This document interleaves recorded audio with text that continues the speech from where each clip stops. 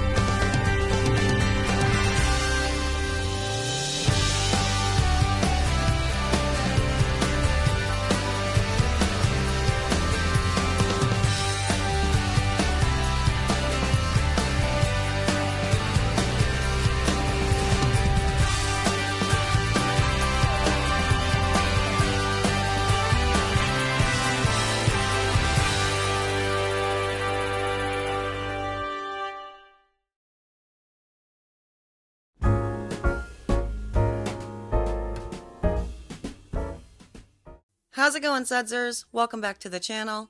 You are at Soap and Clay, where we make all the soapy things, and you are here for day 9 of 31 days of Soapmas. What we are doing today is making a peppermint mocha soap, also for a drop in the ocean, like yesterday. It's part of her holiday line. Go to adropintheoceanshop.com if you want any of these soaps that we're talking about. But with her soap, it's red and white, because peppermint. And so we are going to make it, and we are going to talk about meat soaps, designs that are guaranteed to get you a meat soap, and ways that you can guarantee that you don't. I'm going to show you some examples and all the things within this video, like today. Same soap.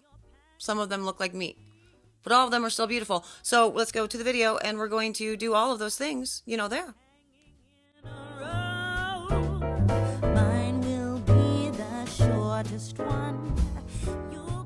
Ooh, that transition title is not wanting to play nice, so I swear if it doesn't show up in the export, I'm going to be big mad. But we are doing a peppermint mocha soap today for a drop in the ocean.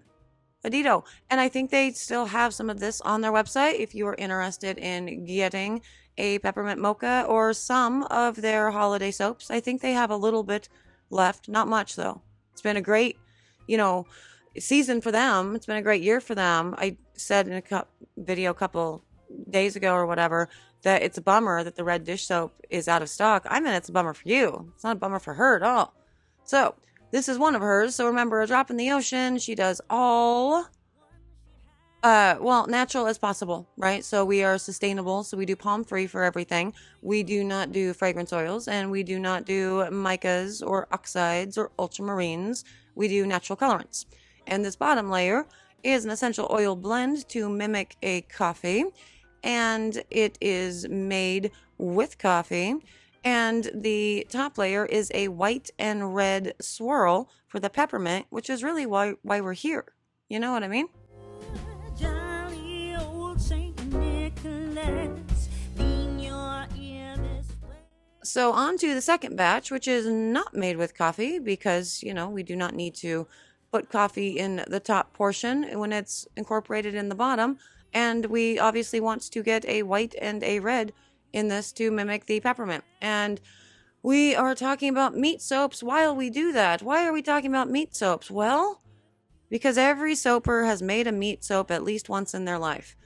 And it's, again, one of those things that we just have our own language. And meat soap is one of those things.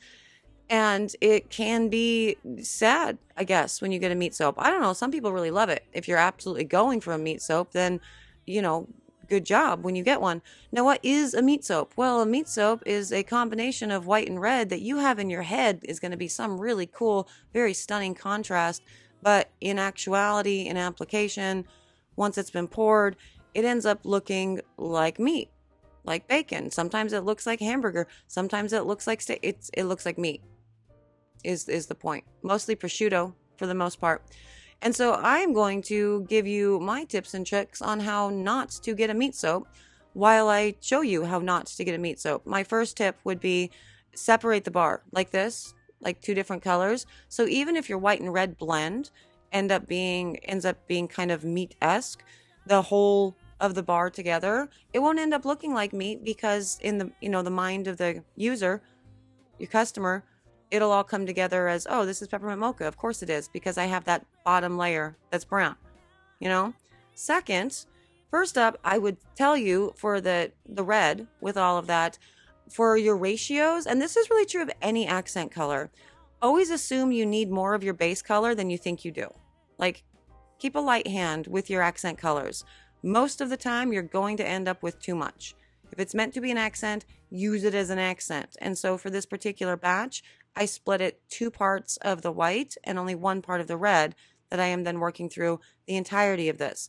Now, what I just did within these molds is a great way to not get a meat soap, right? We're just putting really nice thin lines into a mostly white base that you could then swirl a little bit. But remember, the more you swirl it, the more it starts getting that pink color, the more it's going to start looking like meat. Or something like this in the pot, which is really, this pour right here would be more like what we would do for a thin line or a wood grain pour, really. Layering the soap batter in the pot and then pouring it like this. Yeah, you're going to end up looking like a meat soap. Look what that's doing as it's going into the mold there. It's definitely mixing. This batter it's not too thin to be doing what it's doing, but just based on the way that it's coming out of the Pyrex there, it's not going to ribbon and be pepperminty, the way that you really want if you're going to do an in the pot swirl. I would very much recommend an in the mold swirl using maybe your S pattern like I was, or just some thin lines. You could do the thin lines pour down the length of the mold over and over again. That works too. But for what I'm doing here, I don't recommend doing this for a soap that you are not wanting to look like meat. Now, if I were to have followed all of the little thin lines up with just pouring a straight white in it, it would have looked really cool. It really would have taken all the lines of the red that I'd put into these molds and pushed them closer together, and you would have had really pretty wispies, kind of like you do in the middle portion there. But because I did mix it with the red to show you the differences between meat soap and not meat soap, we're only going to get a portion of the soap there that has the cool little lines. We're going to get so many different versions in the cut, is essentially what I'm telling you with all of this, as I am pouring different layers and different versions of this peppermint mocha soap to show you what is and what is not meat soap and really what you can or cannot do. Now, this particular soap is going to get C-popped and gelled. I am using my madder root and rhubarb root blend for the red, so I'm very excited to put this to bed and make sure all the colors are going to really pop very beautifully. Easy to unmold, all of the things. And let's go check out the cut of all these guys and see what kind of different variations we have.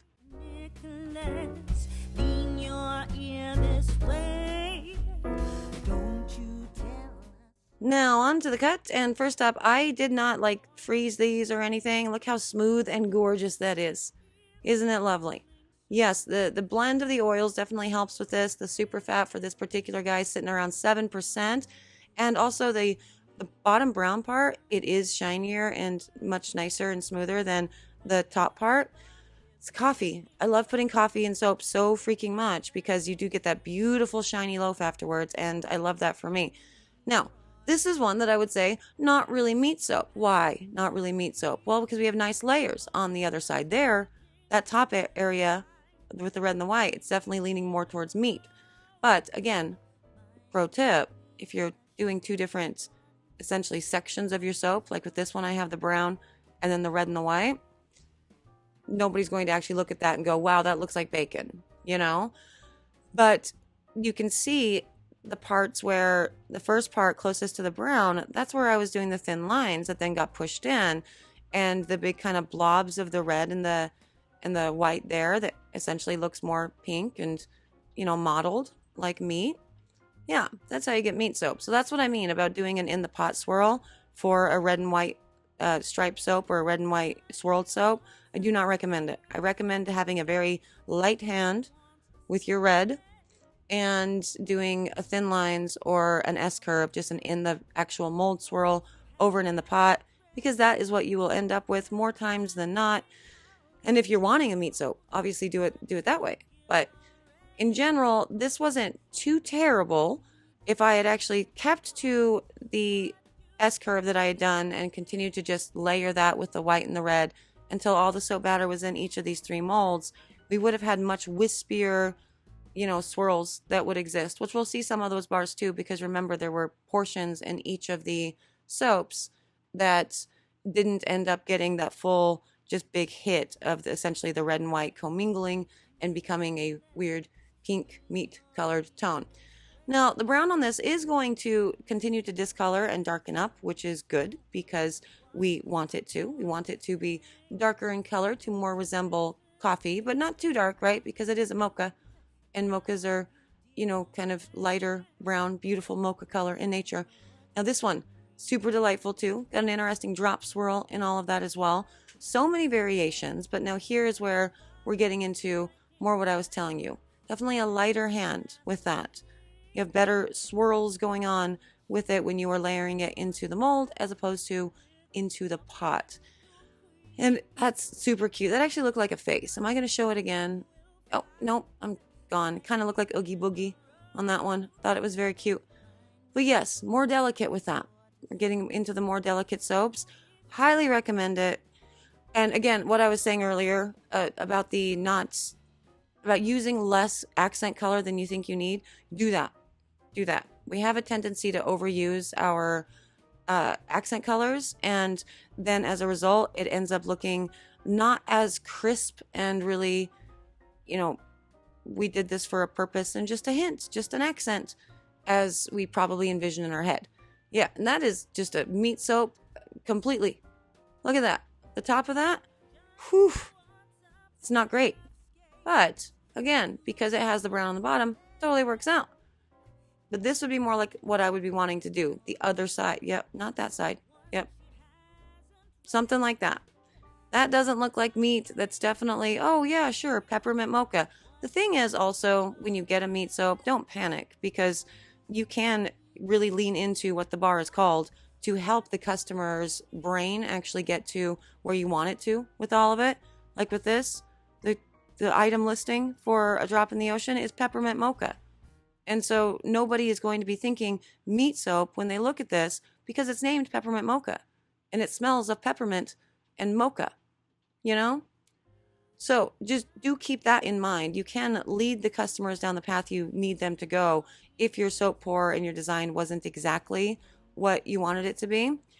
Now, here's some more soda ash. We were talking about that yesterday. A lot of my soaps ended up with soda ash with this particular run for a drop in the ocean, because I made all of our soaps same day, and so same environment, same temperatures and everything within the soap shop, and those temperatures were cold, and my oils were also cold.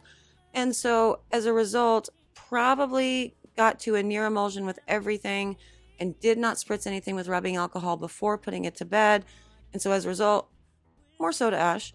But as I said, with the trick yesterday, you can just use that trick and you can get all the soda ash off without having to wash your soap or steam your soap. And if you're already doing this and cleaning up all of the different, marks, drag marks from your knife or from your cutter or whatever, making sure that all of your edges are nice and just like kind of hand beveled, why not just have some oil on your hands while you do that and get your soda ash taken care of. That one was really pretty. I like that a lot. And that works too, actually, because you have a nice big base there. Lots of soap rose shot going on. I'm seeing a lot of different images in all of these soaps, which I love. But yeah, no, meat soaps can be totally cool. If you, worst case scenario, if you end up with a meat soap and you still want to sell it as is and not, shred it down and turn it into something else, just call it a meat soap. There's a market for that. Remember when I made bacon? That was weird. It didn't look like bacon. It smelled like bacon. It was gross. That one's pretty too. Love that. But anyway, meat soaps. It happens to every soap maker. Tell me about your meat soaps in the comments below, and what your overall vision was, and how much you laughed at yourself after you stopped beating yourself up. Because I know that happens for both of us. But there you go. Peppermint mocha, a drop in the ocean. Those are not meat soaps. They're beautiful. Yeah, so generally speaking, nobody likes meat soap. You know, that's not the best thing in the world unless you're actually making something that smells like meat or bacon. Remember that bacon scent that I used? I found it. It's been sitting at the back corners of my fragrance section for, I mean, what was that, year one? So for like 3, 4 years, it's been sitting back there. It's so gross. But there are ways to ensure that you don't get that. A, don't split your batch half and half with white to red. That ratio is almost guaranteed to get you a meat soap. 2, don't pour too thin, because then it's going to blend too much and you're not going to get the really beautiful red and white stripes. You're instead going to get the more pink meat color. You know, see, it does also have a lot to do with the technique that you're using, as I showed you within the video. And for also, if in doubt, just pair it with another color, and then it all sort of goes away in the mind's eye and it connects to what it's called. Like I showed you some that looks like meat on the top, but because it's all part of one finished product, well, that's peppermint mocha, because that's what it's called, and the consumer's brain goes there. Just my 2 cents on meat soaps and how to not get them. If you're wanting to get them, do the opposite of everything I just said, and then you'll be good. I'm out of here. We've got a lot of things that, as we get close to the holiday season, the kids have, you know, performances and things, and their friends have performances and things, and there's all the family things, and there's all the tradition things, and all the things. So I'm going to go. Sudsers, thank you for existing and being you. I am forever grateful for you. You guys are the reason that I make soapy content. You are the reason that I continue making soapy content, and I don't know what I would do without you, and that is a fact. For the rest of you, I will survive. So you don't have to be here if you don't want to, but if you want to, you could subscribe. You can become part of the Sudsers.